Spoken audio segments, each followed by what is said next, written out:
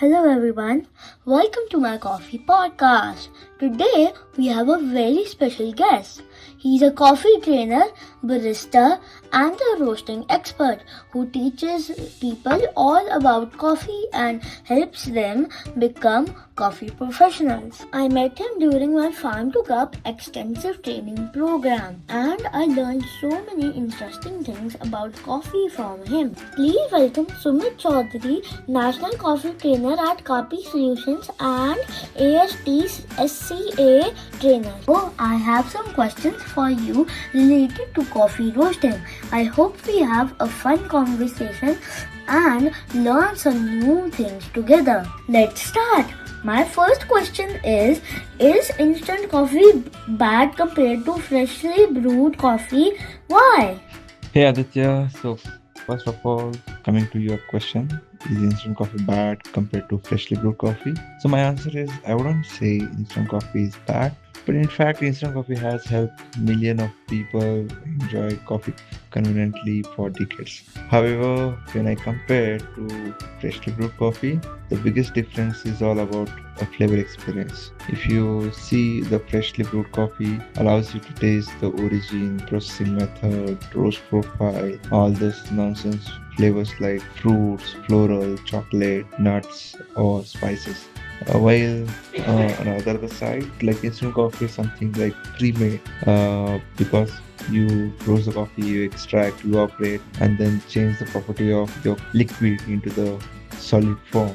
So with the high temperatures, what happens usually? Your aroma losses will be there, which is why instant coffee often tastes simple and less vibrant compared to the freshly one. And that's it. Today's specialty coffee, instant coffee, are also much better than what we had years ago. If convenience is your priority, instant coffee is great because it has accessible. You don't require any gadget to do. It can save your time. If you are looking for something like a sensory experiences, my choice is freshly brewed coffee. Will always have the advantage. My second question is, does dark roast have more caffeine than light roast? Please explain the reason. A very good question. This is probably one of the most common question I get during a coffee training session. So the simple answer is no. The dark roast does not necessarily have more caffeine. Caffeine is quite stable during roasting, so a light roast and dark roast made from same coffee will have very similar caffeine levels. The confusion comes from flavor. Dark roast tastes stronger, bolder, and more bitter. So many people assume they contain more caffeine. In reality, what you're tasting is a result of longer roasting, not extra caffeine. So when I train baristas, I always tell them roast level changes flavor much more than it changes caffeine content. Yep, but there is a limit. Like if you go a little more darker, obviously that caffeine also gets degraded and you get a lesser caffeine kick. My third question is, can the same coffee bean taste completely different depending on how it's roasted? And why do two roasters often produce different flavors from the exact same beans? Absolutely. And this is one of the reasons I fell in love with roasting. I often tell people that roasting is like being a chef. The green coffee is your ingredient, but how you apply heat determines the final experience in the cup. For example, I could roast the same wash Ethiopian or Indian coffee in two different ways. One roast might highlight jasmine, citrus, tea-like characteristics. Another roast might bring out more caramel, vanilla, chocolatey, fuller body, those notes. So both the coffees came from the same farm, same lot. They can taste like completely different coffees. So how you gonna apply the air, flame, the roast time, your initial temperature, everything changes the cup profile.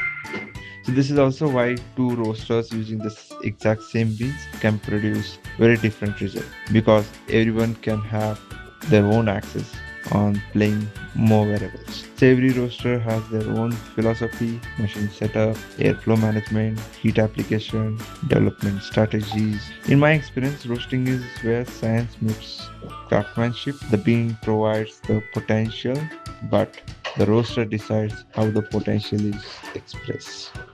My fourth question is, how long after roasting should coffee be consumed for the best flavor?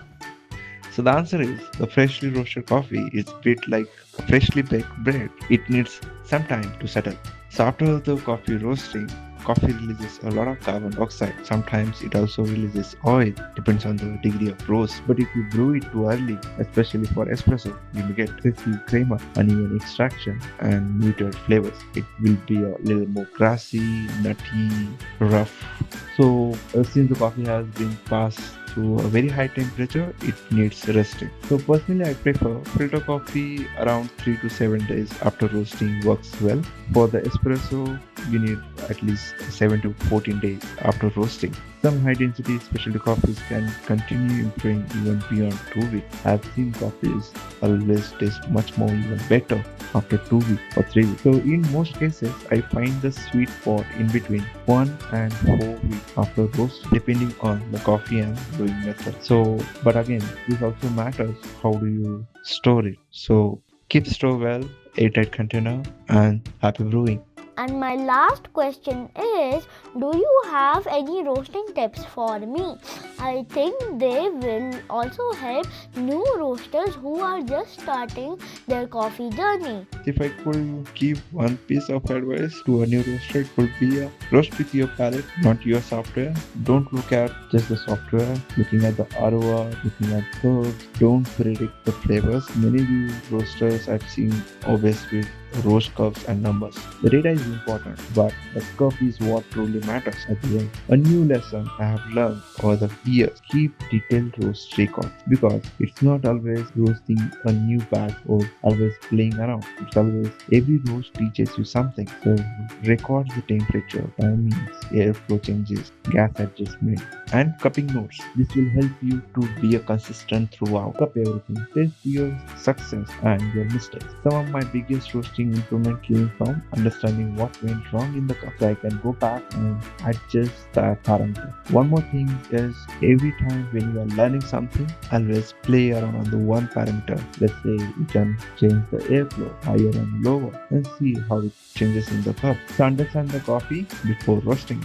Like, you understand what coffee are you using, whether it is Arabica, Robusta, what process, wash or natural.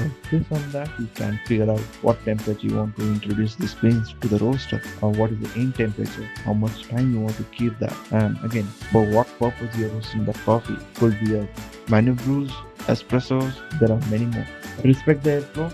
Many beginners focus only on gas adjustment, but airflow can dramatically affect clarity, sweetness, smoke removal, and overall cup quality. And be patient. Great roasting is not about creating a perfect profile in a week. It's about roasting, testing, learning, and repeating the same process again and again. So keep roasting. Thank you so much, Sumit Bhaiya, for answering all these questions and sharing your coffee knowledge with us. See you in my next podcast. Bye.